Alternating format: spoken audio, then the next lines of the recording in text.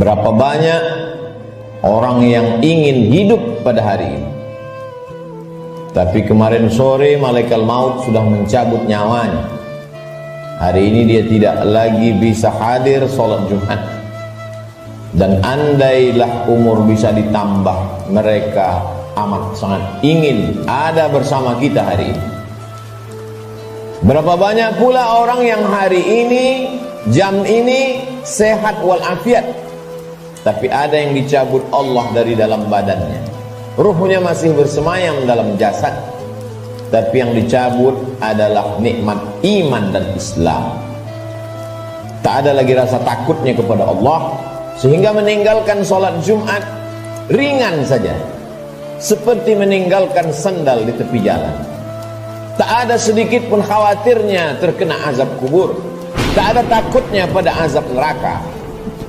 Laknat yang paling mengerikan bukan miskin, laknat yang paling menakutkan bukan sakit. Laknat adalah ketika tak ada rasa takut dalam hati.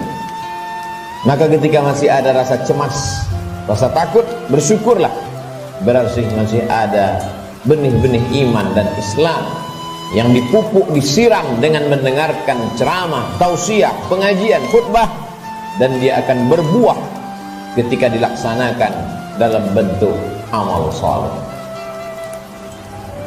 Semakin zaman ini hebat, semakin canggih, maka rumah sakit semakin banyak, dokter-dokter spesialis lulusan luar negeri bertebaran seperti bintang di tengah langit. Tapi apakah umur manusia makin panjang? Tidak. Apakah penyakit makin hilang? Tidak. Dulu zaman datuk nenek kita, mereka umur 70 tahun, masih tajam parang panjangnya untuk pergi ke sawah, ke hutan. Hari ini umur 40 tahun, pergi ke rumah sakit, terkena diabetes, terkena asam urat. Terlalu banyak daftar nama penyakit untuk disebutkan. Artinya apa? Kecanggihan teknologi tidak bisa menambah umur manusia. Kehebatan manusia dalam bidang multimedia telekomunikasi memang mempercepat hubungan, memang mempererat persaudaraan, tapi juga mempercepat kematian. Oleh sebab itu hidup manusia semakin singkat, hidup manusia semakin tidak bermakna. Cobalah kita renungkan berapa banyak saudara yang sebaya, yang seusia, satu sekolah, tetangga, kawan akrab, lebih muda dari kita, lebih sehat dari kita, lebih ganteng dari kita, tapi ternyata mereka tidak lagi bersama dengan kita. Lalu apa yang perlu kita siapkan? Yang kita siapkan adalah bahwa ketika ruh keluar dari jasad, tidaklah seperti tetesan embun yang jatuh dari daun yang basah. Ketika ruh keluar dari jasad, tidaklah seperti air liur yang keluar dari mulut tak terasa. Ketika ruh keluar dari jasad, Nabi SAW bertanya kepada orang-orang yang ruhnya sudah keluar dari jasad ketika beliau Isra dan Mi'raj, bagaimana yang kalian rasakan wahai mayat, wahai ruh yang pernah bersemayam dalam jasad lalu kemudian keluar dari jasad? Mereka menjawab, seperti kambing yang dikuliti hidup-hidup. Mereka menjawab, seperti tebasan pedang di tempat yang sama diulang beratus kali. Mereka menjawab, seperti mata kail pancing ditarik dari kulit yang basah, tercabut urat-urat dan dagingnya ikut ke mata kail pancing. Begitulah sakitnya.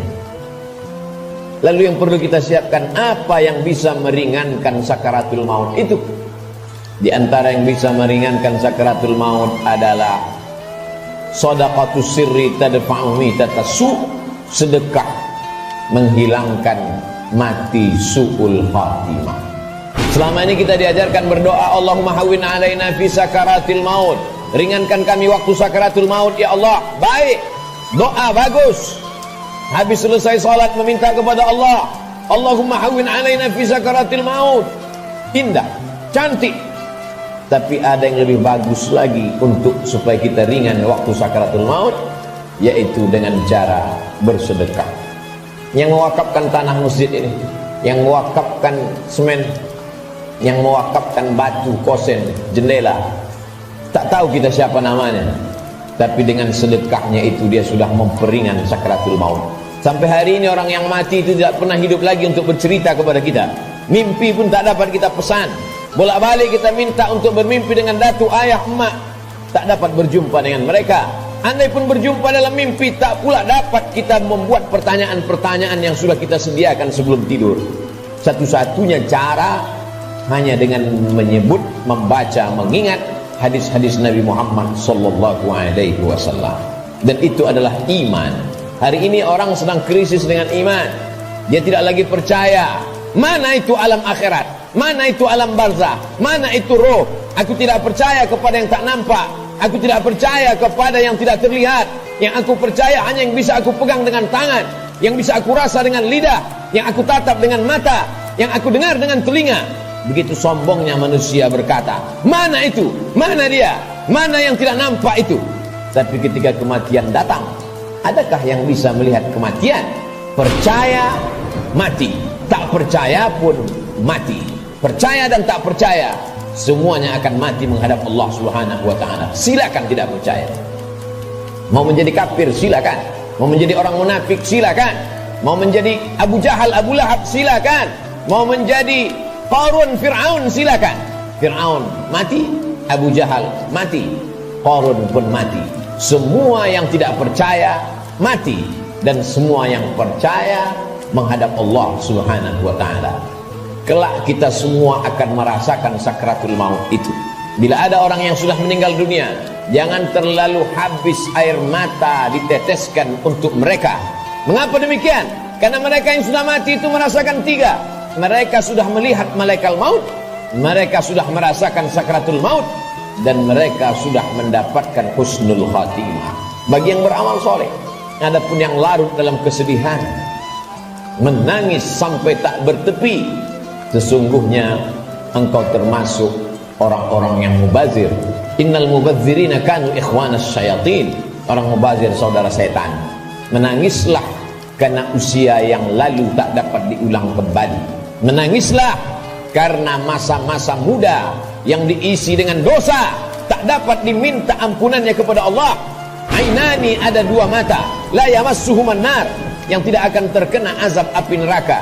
Ainun bakat min khasyatillah, mata yang menangis karena takut kepada Allah.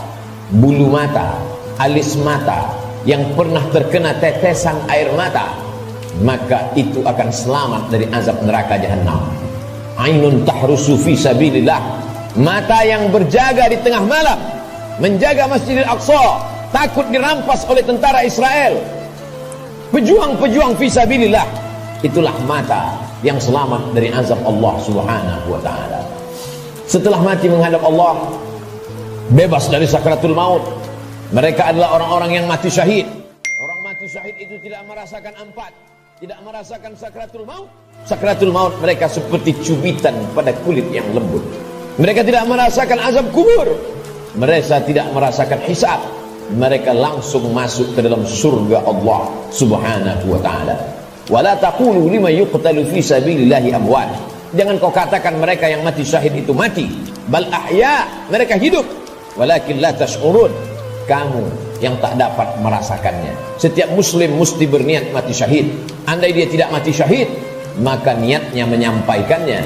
Innamal a'malu binniyat. Seorang akan mendapatkan sesuai dengan niatnya. Iskariman au mut syahidan. Kalau hidup, hidup mulia. Kalau mati, matilah sebagai seorang syuhada. Kenapa kita masih hidup hari ini? Kenapa Allah masih semaikan nyawa dalam badan kita? Mengapa kita masih diizinkan melangkahkan kaki, mengayunkan tangan? Kenapa orang yang lebih sehat dari kita lebih dulu mati daripada kita? Kenapa orang yang lebih muda daripada kita lebih dulu meninggal daripada kita? Sesungguhnya Allah buat kita hidup karena dosa kita masih banyak. Allah sayang dengan kita, Dia tunggu kita bertobat. Sesungguhnya Allah buat kita hidup karena Allah tahu kita belum punya bekal yang banyak. Senantiasa husnuzon kepada Allah. Orang-orang beriman, dia tahu bahwa umurnya itu masih dititipkan Allah. Allahumma ja'alil hayata ziyadatan lana fi kulli khair. Kalau kau takdirkan aku masih hidup besok pagi, jadikan hidup besok pagi sebagai amal saleh. Waj'alil mauta rahatan lana min kulli syarr. Kalau kau takdirkan aku mati malam ini ya Allah, tidak terbangun lagi besok pagi, kematian itu pun kematian yang indah karena husnul khatimah. karena selamat dari sakaratul maut. Dan yang paling penting, berhenti dari segala perbuatan dosa. Orang beriman tidak pernah bersedih. Umurnya panjang, amalnya bertambah. Umurnya pendek, dosanya berkurang. Orang beriman tidak pernah berduka cita. Kenapa? Karena dia ridha menerima ketetapan Allah subhanahu wa ta'ala. Lewat dari sakaratul maut, selesaikah kehidupan? Belum. Keliru orang yang berkata, mari kita hantar jenazah ini ke tempat peristirahatan yang terakhir. Istirahat kata siapa? Liang kubur sudah siap menjepit bagi mereka yang curang. Curang timbangan, curang sempadan tanah, curang sembadan batas kebun. Mereka akan dihimpit 7 lapis tanah. Berapa banyak tukang gali kubur yang sudah mengukur panjang kubur 170 cm, tapi begitu diukur dengan galah, dengan buluh, dengan bambu, jenazah dimasukkan ke dalam. Kenapa berkurang? Kalaulah dikatakan tukang penggali kubur salah ukur, tidak mungkin, karena dia mengukur dengan bambu, dengan buluh. Tidak mungkin dia salah ukur. Jadi apa sebenarnya yang terjadi? Maka liang lahat sudah siap-siap menjepit, meremukkan tulang belulang, meluluhlantakkan jenazah yang mati menghadap Allah subhanahu wa ta'ala. Ujian kedua yang akan dihadapi adalah azab kubur. Maka setelah fil alamina innaka hamidum majid, orang solat beriman, muslim yang takut pada Allah, menambahkan doanya, Allahumma fir lima qaddamtu wa ma akhartu wa ma asrartu wa ma a'lantu wa ma asraftu wa ma anta a'lamu bihi minni antal muqaddimu wa antal muakhiru la ilaha illa anta subhanaka inni kuntu minadh dhalimin. Sebelum salam dia tambahkan 4, Allahumma inni a'udzubika min azabi jahannam wa min azabil qabri wa min fitnatil mahya wal mamat wa min syarri fitnatil masihid dajjal. Dia minta selamat dari azab kubur.